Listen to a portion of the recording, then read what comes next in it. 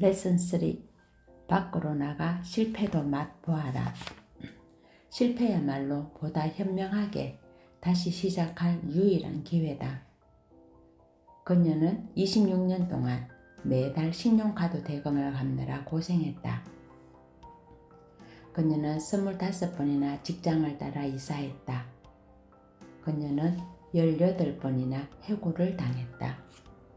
그녀는 연봉 22,000달러를 벌기 위해 26년 동안이나 일했다. 그녀는 종종 정부의 무료 식권으로 끼니를 때우고 차에서 잤다. 어쩌면 여러분은 이 책은 분명 성공에 관한 책인데 왜 이토록 실패를 많이 한 여성의 얘기를 꺼내는 걸까 하면서 의아해 할지도 모른다. 그 이유가 궁금한가? 가슴 아프도록 실패를 경험한 얘기의 주인공은 바로 유명한 TV 토크쇼 진행자 셀리 제시 라파엘이다. 그 모든 걸림돌에도 불구하고 그녀는 방송국에서 일하겠다는 어린 시절의 꿈을 포기하지 않았다. 그녀는 성공할 때까지 실패하고 또 실패했지만 계속해서 도전했다. 결국 셀리 제시 라파엘은 수백만 달러를 벌었고 장기간 대성공을 거둔 프로그램을 이끄는 방송인이 되었다. 이것은 그녀가 수년에 걸친 실패에도 불구하고 꿈을 포기하지 않고 훌륭한 자세를 유지한 덕분이다. 우리의 어린 시절, 셀리 제시 라파엘이 26년이라는 긴 실패의 세월을 극복하고 계속해서 전진했다는 얘기를 듣고 어떤 생각을 했는가?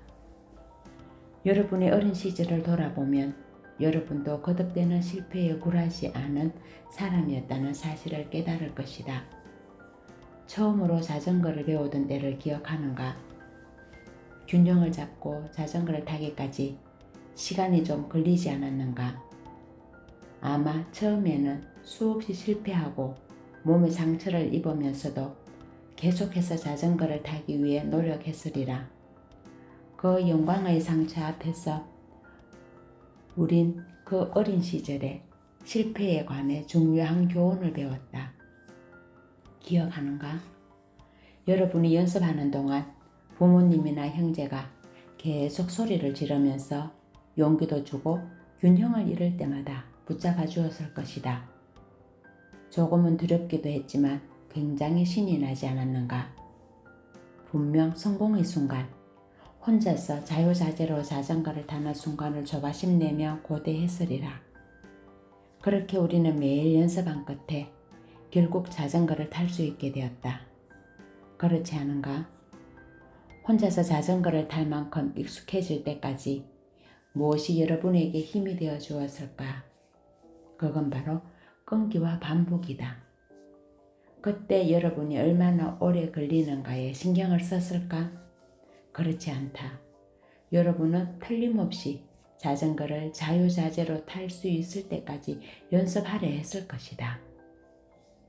자전거를 타고 싶어 한다는 열망이 굉장히 강했고 목표를 성취하는 순간을 손꼽아 기다렸다는 것도 여러분에게 큰 도움을 주었다. 또한 주위의 긍정적인 격려가 미친 영향도 절대 과소평가해서는 안 된다. 여러분은 늘 여러분 편에 서서 지지해주고 성공하도록 지원한 부모님이나 형제가 있다는 것을 알고 있었다. 자전거를 배우던 6살짜리 꼬마 시절의 여러분은 낙천적이고 활기가 넘치며 도전하기를 열망했다. 어서 빨리 배우고 싶은 마음에 아침이 빨리 오기를 기다리지는 않았는가? 당시 여러분은 여러분이 그 일을 해내리라는 것을 알고 있었다. 하지만 안타깝게도 그런 시간은 그리 오래 가지 않았다. 어제와 오늘, 이제 대다수 어른이 새로운 무언가를 배울 때 어떤 태도로 임하는지 생각해보자.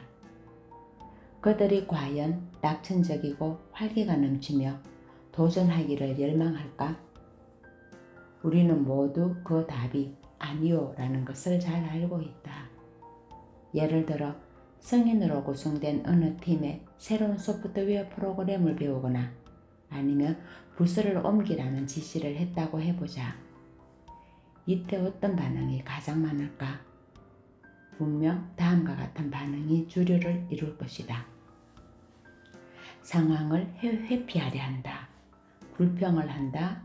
그렇게 할 수 없는 핑계를 댄다. 자신의 능력을 의심한다.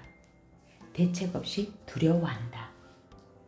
낙천적이고 활기가 넘치며 도전적이던 6살짜리 꼬마에게 대체 무슨 일이 생긴 것일까? 어쩌다가 그 꼬마가 무언가 새로운 걸 배우는 것에 불평하고 투덜대는 사람으로 변해버린 것일까? 성인이 된 지금 우리는 다른 사람을 너무 의식하고 있고 그들이 우리를 비웃거나 비난하지 않을까 하는 생각에 종종 주저한다. 분명 6살 때는 새로운 기술을 배우려면 설령 넘어지더라도 계속해서 자전거에 올라타야 한다는 것을 알고 있었다. 배우면서 넘어지고 상처를 입는 것은 결코 나쁜 일도 남을 의식해야 하는 일도 아니었다. 그런데 우리는 점점 나이가 들면서 넘어지는 것을 목표를 성취하는 데 꼭 필요한 부분이라기보다 나쁜 것이라는 생각을 하기 시작했다. 물론 무언가 새로운 것을 시작하는 것은 불편하고 심지어 두려운 일일 수 있다. 그렇지만 목표에서 눈을 뗀 채 남들이 여러분을 어떻게 생각할까에 초심을 맞추는 것은 바보 같은 짓이다. 아니, 여러분 자신의 인생에 대한 예의가 아니다. 새로운 기술을 개발하거나 의미 없는 어떤 목표에 도달하려면 무슨 일이 있어도 부정적인 반응이 있어도 참아야 한다. 심지어 종종 고개를 숙여야 할지라도 그 일에 전념해야 한다. 성공한 사람들은 성공하려면 실패도 해야 한다는 사실을 알고 있다. 실패를 즐기는 것까지는 어렵더라도 그것이 승리로 가는 길에 꼭 필요한 부분이라는 것은 인정해야 한다. 어떤 기술이든 그것에 능숙해지는 데는 시간과 노력, 훈련이 필요한 법이다. 그리고 어떠한 역경에 부딪히더라도 그것을 기꺼이 참아내겠다는 의지도 필요하다. 실패 덕분에 수백만 달러를 벌다. 예를 들어 프로야구 선수들을 생각해보자. 요즘은 타율이 3할 때만 되어도 최고 선수로 대접받으며 연간 수백만 달러를 받는다. 다시 말해 그들 역시 실패율이 70%에 이른다. 그뿐 아니라 그런 선수들조차 삼진을 당할 때는 팬들에게 비난을 받는다. 이왕 야구 얘기가 나왔으니 하는 말인데 1988년 세인트루이스 카디널스 팀의 마크 맥과이어가 그의 70번째 홈런을 쳤을 때 우리는 얼마나 통쾌해했는가. 알고 있다시피 그는 정말 대단한 선수다. 그런데 맥과이어가 1988년 155번이나 삼진을 당했다는 사실을 알고 있는가? 선수로 뛰는 동안 맥과이어는 무려 457개의 홈런을 쳤지만 1259번이나 삼진을 당했다. 홈런의 3배가 넘는 숫자만큼 삼진을 당한 것이다. 전 시대를 통틀어 가장 훌륭한 농구 선수를 한 명 꼽으라고 하면 누가 떠오르는가? 아마 대부분의 사람들이 마이클 조던을 떠올리리라. 나 역시 그가 가장 먼저 생각난다. 그럼 그에 대한 통계를 하나만 살펴보자. 마이클 조던이 선수로 뛰던 시절 그의 슛 성공률은 50%였다. 다시 말해 그가 던진 슛의 50%는 실패였다. 이 규칙은 스포츠에만 적용되는 것이 아니다. 연예계 스타나 방송인들에게도 실패의 일가견이 있는 사람들이다. 수많은 배우가 이름을 날리고 안정적인 위치에 오를 때까지 수백 번의 거절을 당하며 10년이나 15년을 투자한다. 심지어 어느 정도 성공을 거둔 후에도 들어는 흉패의 참패를 경험한다. 대학 졸업식 날밤, 제리 사인젤드는 그의 첫 번째 코미디 공연에 나섰다. 장소는 뉴욕의 어느 코미디 클럽이었는데 그는 그날 쓰라린 실패를 맛보았다. 그날 밤의 상황을 자세히 얘기해달라는 요청에 그는 이렇게 대답했다. 아주 끔찍했죠. 기분이 몹시 착잡했어요. 그렇지만 그는 멈추지 않았고 밤마다 꾸준히 공연을 했다. 무려 5년 동안 그는 굉장히 힘든 시간을 보냈다. 그러다가 1981년 그는 자니 카슨과 함께 투나잇 쇼에 출연해달라는 요청을 받았고 그날 엄청난 성공을 거두었다. 알고 있다시피 그는 그날 이후 성공 가도를 달렸다. 앞서 예를 든 사람들은 모두 성공하려면 엄청난 인내가 필요하다는 사실을 깨달았다. 여러분 역시 꾸준히 노력하고 자신의 능력을 갈고 닦으며 적응해 나가면 언젠가는 성공할 수 있다. 그저 타석에 충분히 서고 오디션을 충분히 받고 잠재 고객을 충분히 만나기만 하면 된다. 많은 실패에도 굴하지 않다. 그러면 사람을 격려하고 의욕을 북돋워주는 얘기로 가득한 글을 쓴 두 남자 이야기를 살펴보자. 처음에 그들은 출판업자와 계약을 맺는데 3개월 정도면 충분할 거라고 생각했다. 그들이 첫 번째로 만난 출판업자는 노라고 했다. 두 번째 출판업자도 노라고 했다. 세 번째 출판업자 역시 노라고 했다. 그리고 30번째 출판업자도 노라고 했다. 3개월이 아니라 3년이 넘는 동안 33번이나 거절을 당한 이들이 어떻게 했을 것 같은가? 그들은 자신들의 글을 또 다른 출판업자에게 보여주었다. 34번째 출판업자는 예스라고 말했다. 33번의 실패를 겪은 후 만난 그 첫 번째 예스가 바로 잭 캔필드, 마크 빅터 한센 초베스트셀러 영혼을 위한 닭고기 수프를 만들어낸 것이다. 여러분이 지난 15년 동안 서점에 가본 적이 있다면 틀림없이 이 책을 한 번쯤 보았을 것이다. 어쩌면 닭고기 수프 시리즈를 한 권 정도는 읽어보았을지도 모른다. 영혼을 위한 닭고기 수프 시리즈는 무려 3천만 부 이상 팔려나갔다. 이것은 모두 잭 캔필드와 마크 빅터 한센이 거듭되는 실패에도 굴하지 않은 덕분이다. 그들은 단단히 결심하고 성공할 때까지 밀고 나갔다. 33번이나 실패하는 동안 잭과 마크를 지지해준 힘이 무엇인지 아는가? 만약 두 남자가 부정적인 자세를 지니고 있었다면 첫 번째나 두 번째로 거절을 당했을 때 일찌감치 포기해 황금 같은 기회를 놓쳤을지도 모른다. 다행히 그 둘은 실패, 또 실패가 거듭되는 상황에서도 긍정적이고 낙관적인 자세로 일관했다. 이들의 긍정적인 자세에는 과연 얼마만큼의 가치가 있는 것일까?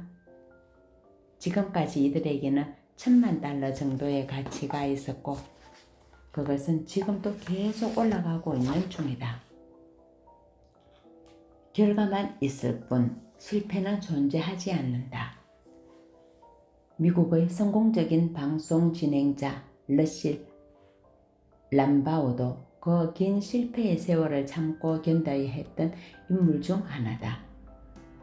림바우는 수년 동안 매우 적은 임금을 받으면서 일했고 일생일대의 성공을 거두기 전까지 수많은 조롱을 받았다.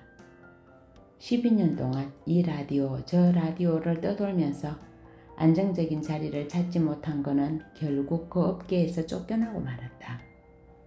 그렇게 1979년 라디오를 떠난 뒤 그는 5년간 적성에도 맞지 않는 셀즈맨 생활을 하면서 비참한 생활을 보냈다.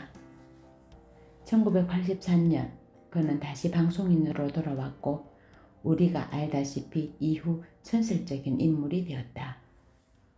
이 모든 것을 살펴볼 때 세상에 실패는 존재하지 않으며 단지 결과만 있을 뿐이다. 그 중 어떤 것이 다른 것보다 좀 더 성공적일 수 있지만 말이다.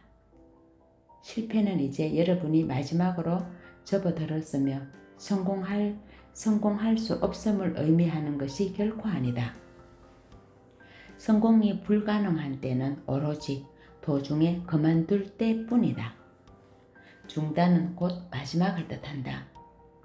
무언가에 전념하고 그것을 열심히 시도하다 보면 실패는 어느새 성공으로 변한다.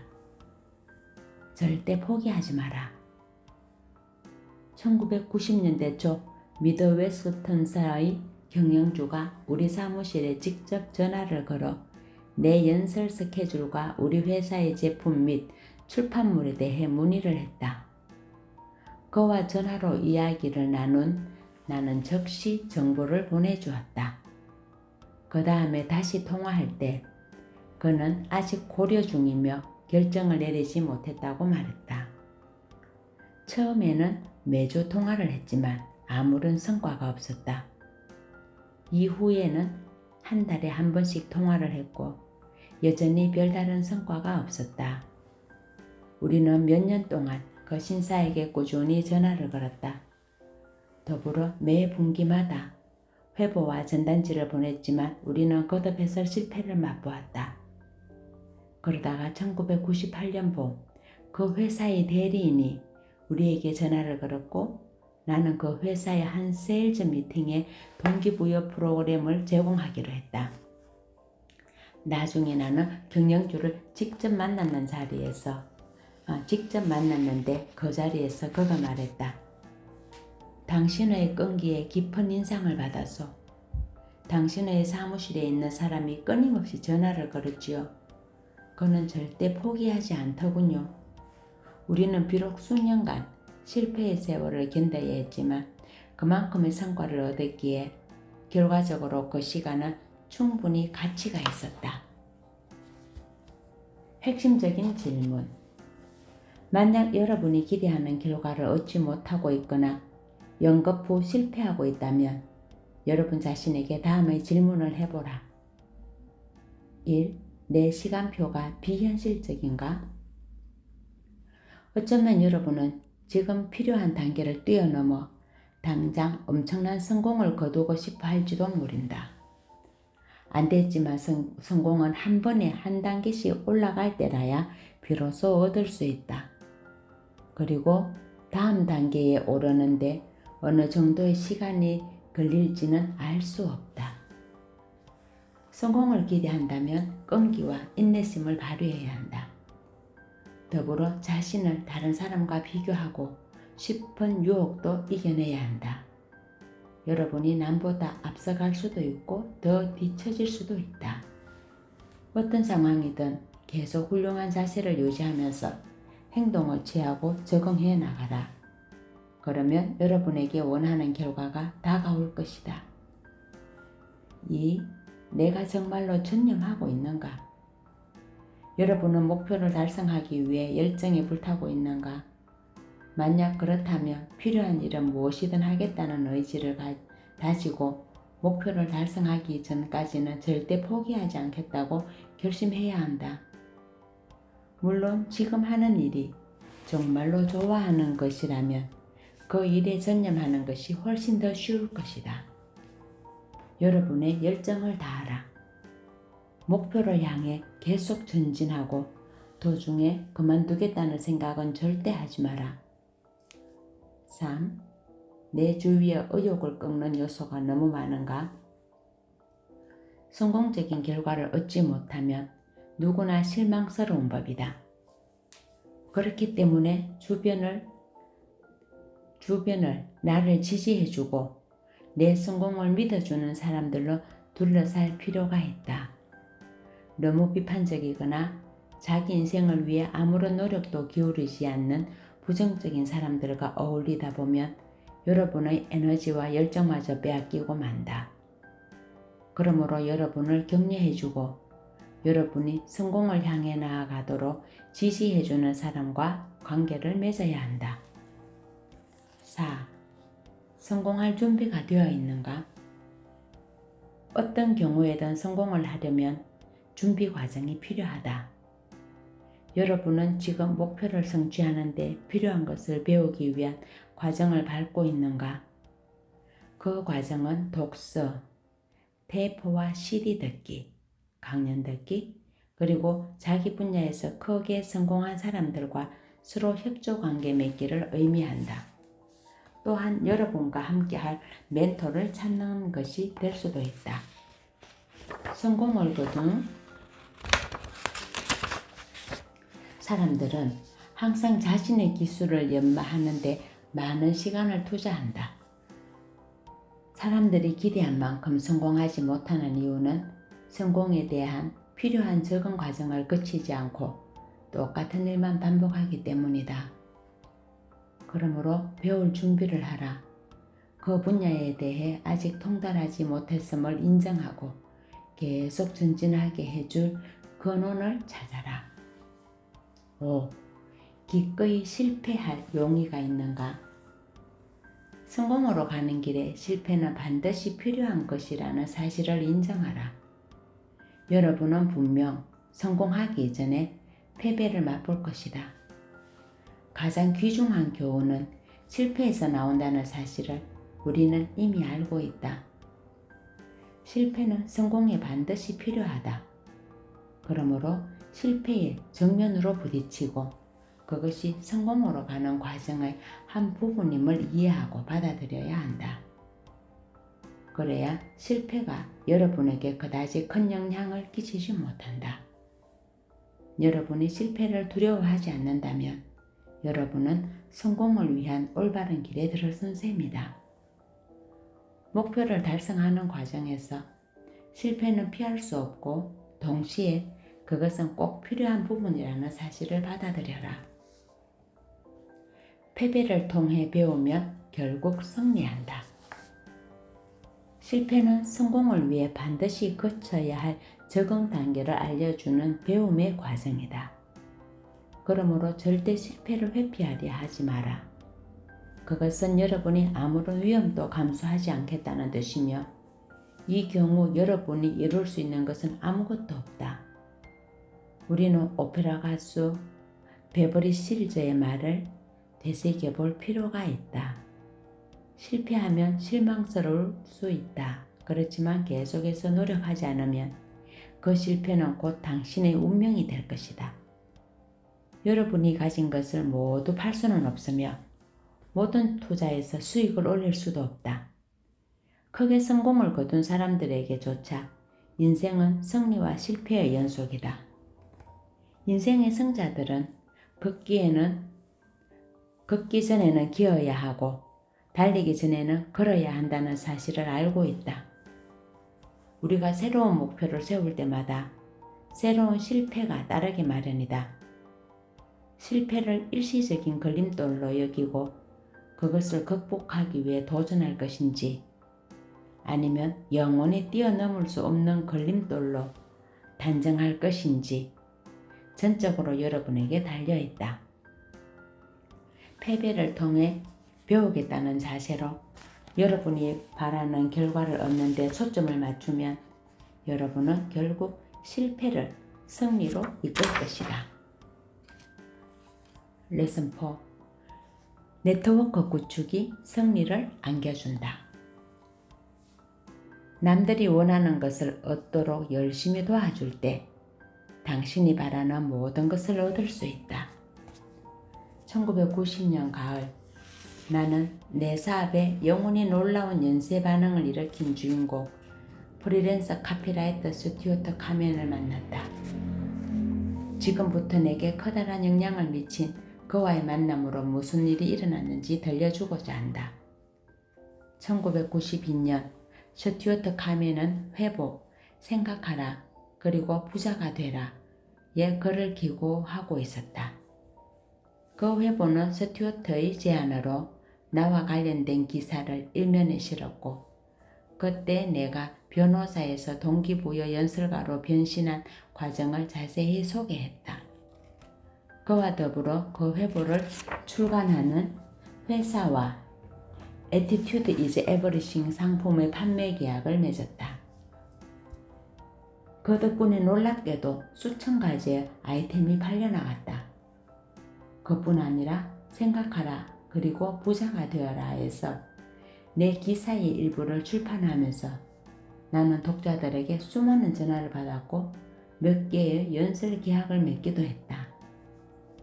특히 나는 독자 중 한 명이던 짐 도너번에게 편지를 받았는데 당시 뉴욕에 살고 있던 그와 나는 좋은 친구가 되었다. 당시 짐은 자기계발에 관한 책을 2권이나 집필하는 중이었다. 그것은 바로 더 나은 삶을 위한 핸드북과 인생을 리허설이 아니라 실전이다 아니다.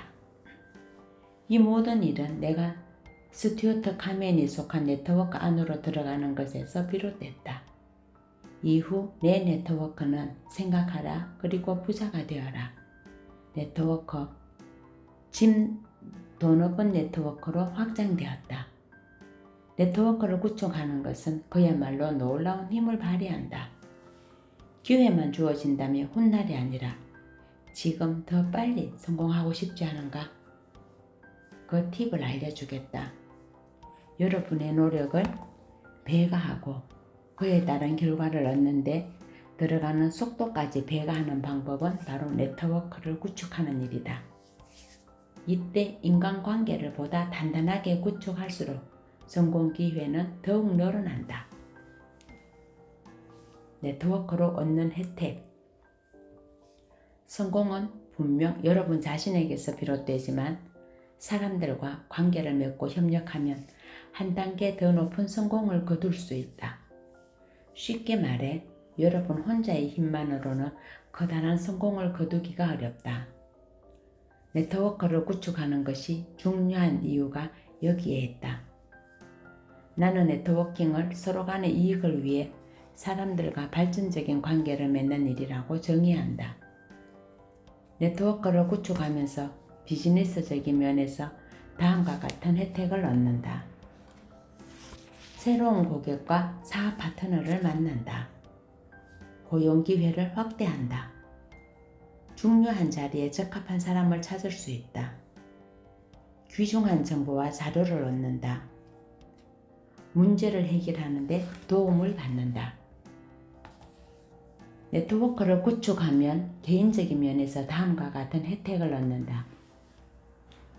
새로운 만남을 통해 사회적인 관계를 넓힌다. 다양한 종교, 문화, 철학적인 배경이 있는 사람들과 사귈 수 있다. 귀중한 정보와 자료를 제공받는다. 영적 성장을 이룬다. 이제 네트워크를 구축하면 우리가 어떤 도움을 받는지 알게 되었을 것이다. 이제 보다 효율적인 네트워크를 구축하기 위해서는 우리가 어떻게 해야 하는지 알아보자. 나는 네트워크를 구축하면서 굉장히 생산적인 16가지의 스킬을 발견했는데 여기에 그것을 소개하고자 한다. 그 스킬은 보다 간단히 4가지로 분류해서 설명할 수 있다. 그것은 자세와 행동, 소개와 추천, 서로 간의 의사소통, 그리고 후속 지원으로 이 4가지 역시 서로 연관이 되어 있다. 자세와 행동. 1. 성공자의 자세를 습득한다. 네트워크 구축에서도 모든 것은 자세에 달려있다. 여러분이 긍정적이고 열정적이면 사람들은 누구나 여러분과 함께 있고 싶어 한다. 더불어 그들은 여러분을 돕고 싶어 한다.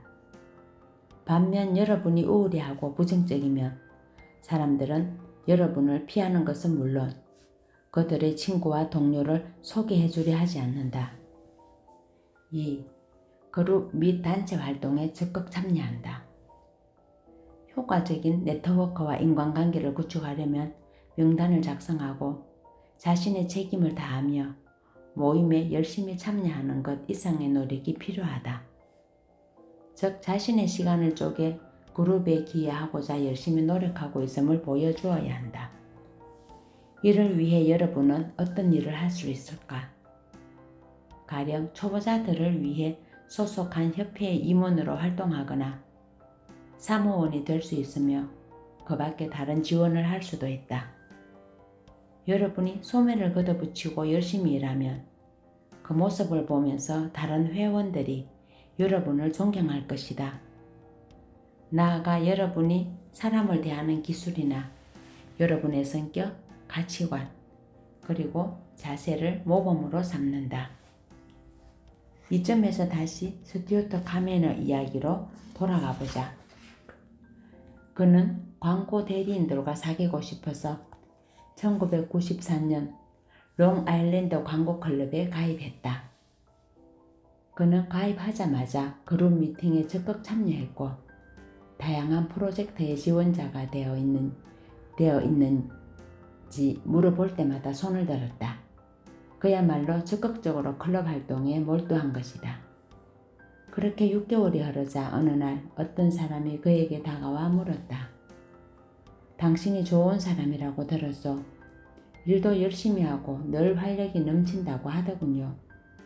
우리 위원회의 위원이 되어주지 않겠소? 당연히 스튜어트는 흔쾌히 승낙했고 몇 달 뒤 그의 사업은 눈부시게 성장하기 시작했다. 1999년 초 내가 스튜어트를 만났을 때 그는 현재 사업의 50%는 그가 롱아일랜드 광고클럽에서 만난 사람들 덕분에 이루어진 것이라고 말했다. 그는 효과적인 네트워크를 구축할 경우 단기간에 엄청난 성과를 얻을 수 있음을 보여주는 전형적인 사례다.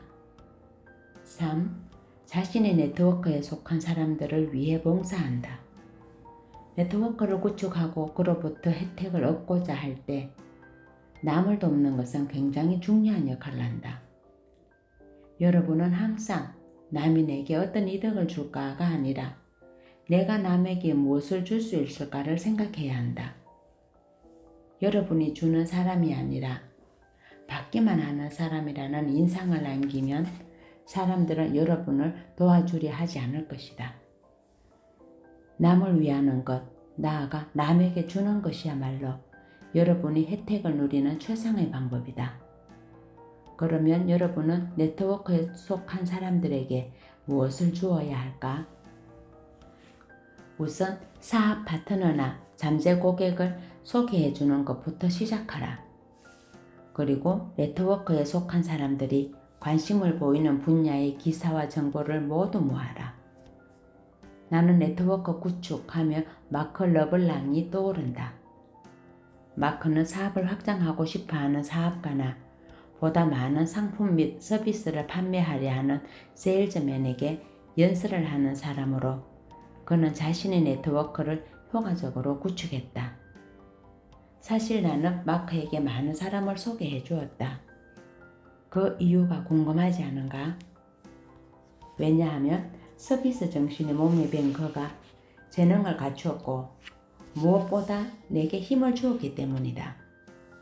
특히 그는 내 사업을 도와주기 위해 기꺼이 자신의 일을 희생하기도 했다.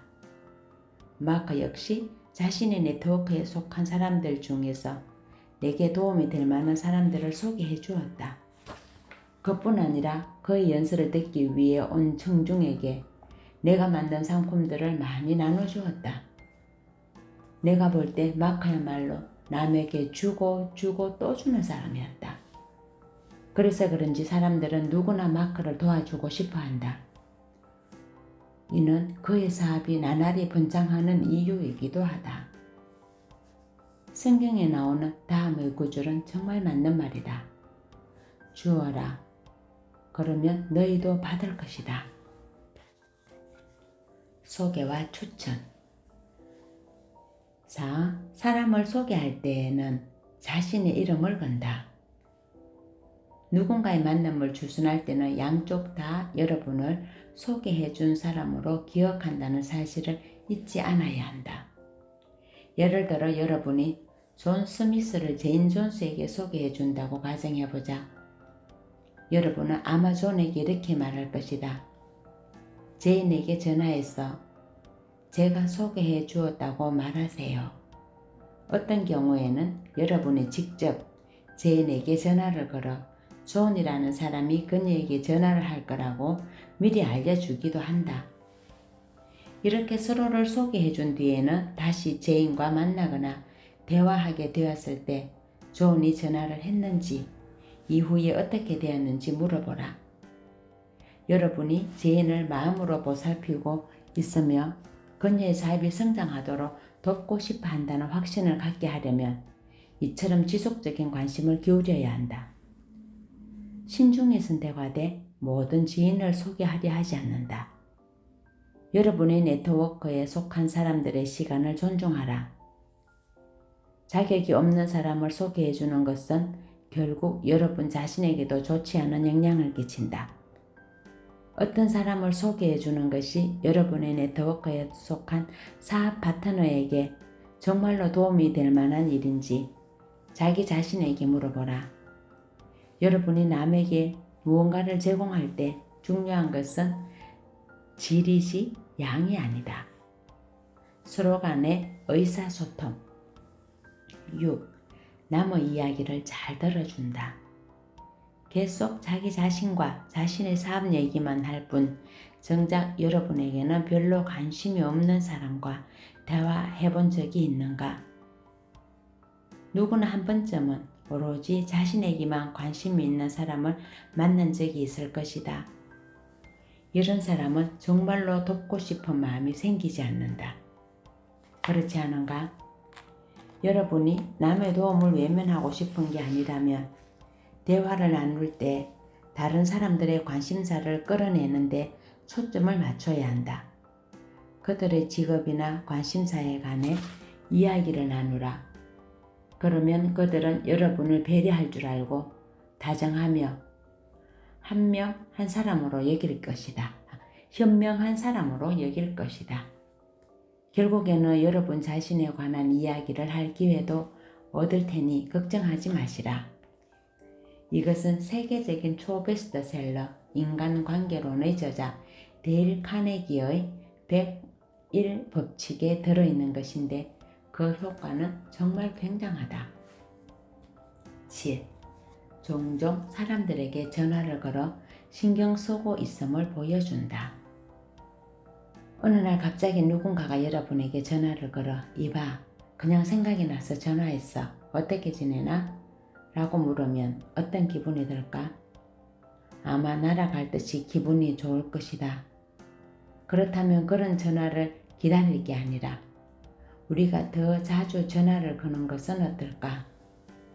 사람들에게 자주 전화를 해서 그들이 어떻게 지내는지 물어보고 여러분의 지지와 격려를 보내주는 것을 습관화하라.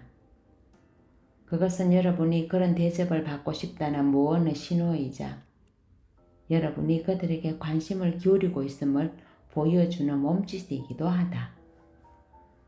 매년 12월이 되면 나는 수화기를 들고 오랫동안 소식을 전하지 못한 고객들에게 전화를 한다. 그 중에는 몇 년 동안 내게 아무것도 주문하지 않은 사람도 많이 있다.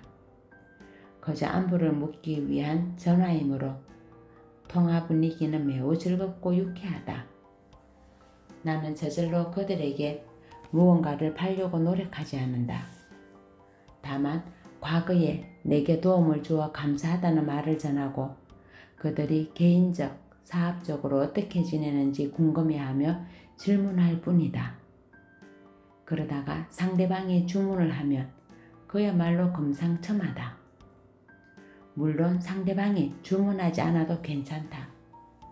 그런데 해가 갈수록 그런 안부 전화를 나누던 중에 내게 점점 더 많은 주문이 들어오고 있다. 그들은 이렇게 말한다. Attitude is everything 핀을 좀 주문해야겠네.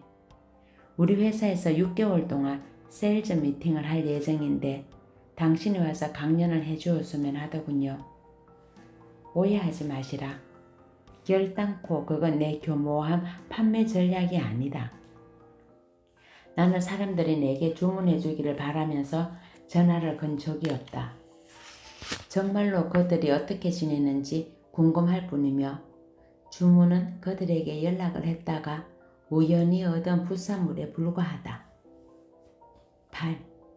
매일 사람들을 만나는 기회를 이용한다. 우리는 어디서든 마음만 먹으면 좋은 관계를 맺을 수 있다. 헬스클럽에서 운동을 하든 아니면 마트 계산대 앞에서 줄을 서고 있든 기회는 있기 마련이다. 우연한 기회에 어떤 중요한 관계가 형성될지 누가 알겠는가? 나는 주말마다 체육관에 가는데 항상 에티튜드 이제 에버리싱 티셔츠를 입는다. 그리고 운동을 하다가 누군가가 티셔츠에 대해 물어보면 내가 하는 일을 알려준다. 영향력 있는 사람뿐 아니라 모든 사람을 소중히 대한다. 속물처럼 굴지 말라. 여러분이 만나는 사람이 사장이든 아니든 그들 중 누군가는 여러분이 제공하는 제품 및 서비스를 통해 혜택을 볼 수 있을 것이다. 그러므로 모임이나 파티에서 누군가와 얘기를 나눌 때는 그에게 아낌없이 관심을 보여야 한다. 부탁하건대 더 중요한 사람을 찾으라. 고개를 두리번거리지 않겠다고 내게 약속하라. 나는 그런 사람들을 만나면 정말 안타깝다. 여러분이 누군가와 얘기를 나누고 있는데 그가 저쪽에서 여러분보다 더 중요하다고 생각하는 사람을 찾아낼 경우 어떤 일이 벌어지는가? 그는 더 이상 여러분의 얘기를 듣지 않고 그에게로 가기 위해 서둘러 얘기를 끝내거나 심지어 그냥 휙 가버린다. 그때의 심정을 이해한다면 여러분은 그런 짓을 하지 말라. 여러분이 만나는 모든 사람을 존중해야 한다. 10. 모임이나 세미나에 가면 다른 사람들을 만나는 습관을 들인다. 모임에 갈 때마다 늘 같은 사람들하고만 어울리지 마라. 잠깐 동안 여러분의 친구들과 얘기를 나누는 것은 괜찮지만 더 큰 것을 얻으려면 새로운 사람들과 어울리려 노력해야 한다. 1994년 나는 전국 연설가 연합회의 정기 모임에 참석하기 위해 워싱턴에 갔다. 점심시간이 되었을 때 나는 친구들과 함께 앉은 대신 내가 모르는 사람들이 앉아있는 테이블에 가서 앉았다. 그 테이블에는 조앤 버지라는 여성이 앉아 있었고 우리는 자연스럽게 대화를 나누기 시작했다. 그녀는 행정관료들을 위해 훌륭한 연수 프로그램을 제공하는 다이내믹스사를 운영한다고 했다. 그 자리에서 나는 조앤 역시 모든 것은 자세에 달려있다고 굳게 믿는 사람이라는 것을 알았다. 더 중요한 것은 그 이후의 일이다. 지난 20여 년 동안 조앤은 에티튜드 이제 에버리싱 핀을 주문해 그녀의 연수 프로그램에서 나눠주었다. 더구나 가끔 조앤이 그녀의 프로그램에서 내가 쓴 글을 전시해 내게 수만 달러짜리 일이 들어오기도 했다. 조앤과 나는 지금도 좋은 친구로 지내고 있다. 나는 그날 내가 친구들과 한 테이블에 함께 앉아 있지 않은 것을 무척 다행으로 여기고 있다. 만약 그랬다면 엄청난 기회를 놓쳤을 것이 아닌가. 11. 기꺼이 안전지대를 벗어난다. 만약 누군가에게 여러분을 소개하고 싶은 마음이 간절하다면 그냥 그렇게 하라. 때론 그 사람이 굉장히 중요한 사람이라서 혹은 너무 바쁜 사람이라서 여러분과 대화할 시간이 없을까봐 주저할 수도 있다. 설령 긴장이 되더라도 마음이 원하는 대로 하라. 망설이지 말고 그에게 연락을 하라. 일단 연락을 취하면 마음이 한결 편안해질 것이다. 12. 자신이 원하는 것을 요구한다. 여러분이 남을 도와주면 다음에는 여러분이 도와달라고 요구할 수 있다. 도움을 요청하는 것을 부담스러워할 필요는 없다. 수줍어하지도 마라. 여러분이 최선을 다해 네트워크에 속한 사람을 도왔다면 그들 역시 기꺼이 여러분에게 호의를 베풀 것이다. 후속 지원 13. 누군가를 처음 만난 뒤에는 적각 메모를 보낸다. 예를 들어 저녁 식사 모임에 참석했다가 새로운 누군가를 만났다고 해보자. 그러면 가능한 한 빠른 시간 내에 그를 만나서 매우 즐거웠다는 내용의 편지를 보내는 것이 좋다. 그 안에 여러분이 가진 자료나 상대가 관심을 보일 만한 정보를 넣는 것도 바람직하다. 그리고 그를 위해 여러분이 해줬으면 하는 일이 무엇인지 물어보라. 반드시 처음 만난 지 48시간 이내에 보내야 한다. 그 사람의 기억 속에 여러분이 생생하게 남아있을 때 보내야 효과가 크기 때문이다. 14. 힘찬 강의 혹은 훌륭한 글이었음을 인정한다. 여러분이 아주 흥미로운 연설을 들었거나 굉장한 글을 읽었다면 그 연설가나 작가에게 편지를 보내 유익한 연설 혹은 유익한 글이었다고 해보라. 그를 통해 많은 것을 배웠다고 첨부하면 더욱 좋다. 이런 일에 시간을 투자하는 사람은 100명 중 1명 꼴인데 바로 여러분이 그 한 명이 되도록 하라. 그렇다고 연설가나 작가는 당연히 존중받을 만한 가치가 있는 사람이라는 얘기를 하려는 것이 아니다. 중요한 사실은 연설가나 작가들 중에는 다양한 직업에 종사하는 사람들로 구성된 거대한 네트워크에 속한 사람이 많다는 점이다. 따라서 그들과 인간관계를 맺으면 덕분에 여러분도 그 네트워크 안으로 들어갈 수 있다. 15. 도움을 받으면 감사를 표한다. 가령 누군가를 소개받거나 도움이 되는 자료를 받았다면 감사하다는 메시지를 보내거나 전화를 해서 감사를 표시해야 한다. 특히 더 많이 소개받거나 더 많은 자료를 받고 싶을 때는 반드시 감사하다는 인사를 해야 한다. 여러분이 감사하다는 표현을 충분히 하지 않으면 앞으로 상대방이 여러분을 도와주려 하지 않을 것이기 때문이다. 16. 축하 카드나 편지를 보낸다. 여러분의 네트워크에 속한 사람들 중 누군가가 승진을 하거나 상을 받으면 혹은 누군가에게 축하할 일이 생기면 짧게 축하 메시지를 보내는 것이 좋다. 사람은 누구나 다른 사람에게 인정받는 것을 좋아하지만 정작 그런 일에 시간을 투자하는 사람은 많지 않다. 이는 역으로 여러분이 보다 사려 깊게 행동할 경우 다른 사람보다 여러분이 훨씬 더 돋보일 수 있음을 의미한다. 가족 중 누군가를 잃은 사람에게 위로 카드를 보내는 것도 바람직하다. 네트워크 구축하기. 앞에서 설명한 네트워크를 구축하는 방법은 그저 빙산의 일각에 불과하다. 다양한 경험을 통해 여러분 스스로 신선한 아이디어를 내놓을 수 있어야 한다. 그런 아이디어를 어떻게 찾아내느냐고? 우선 도서관이나 서점을 충분히 활용하라. 찾으려고만 한다면 네트워크 구축에 관한 훌륭한 책을 얼마든지 찾을 수 있을 것이다. 다른 사람들이 어떻게 하는지 잘 살펴보고 그들의 뛰어난 아이디어를 적절히 응용하도록 하라. 한 가지 기억해야 할 것은 네트워크를 구축하는 데는 많은 시간이 걸리고 또한 당장 눈에 띄는 결과를 얻기도 힘들다는 것이다. 분명히 말하건대 인내심이 필요하다.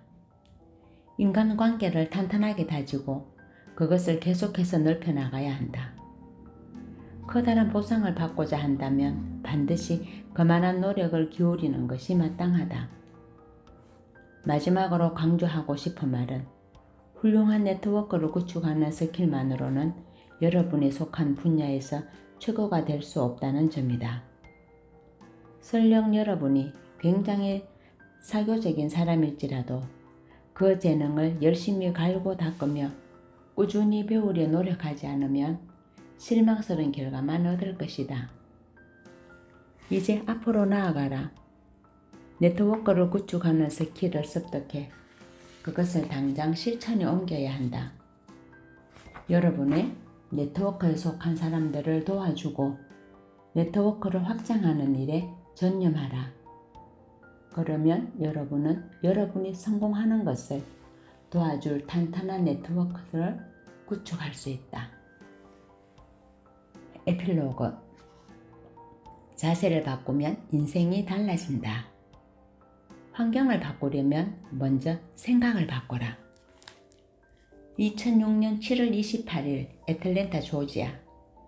나는 짐농가 밥 프록터를 비롯해 자기개발 분야의 최고 강사들이 연사로 참여하는 대형 세미나에서 강연을 했다.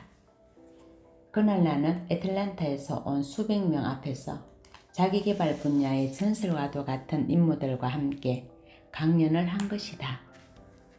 짐롱과 밥 프록터는 40여 년간 전 세계 수백 명 앞에서 강연을 한 명연설가들이다. 모두가 세미나장을 떠난 후 나는 내 물건들을 챙기다가 문득 고개를 돌려 텅 빈 세미나장을 둘러보았다. 갑자기 나는 부정적이고 의기소침한 자세로 서재에 앉아있던 1985년의 내 모습을 떠올렸다.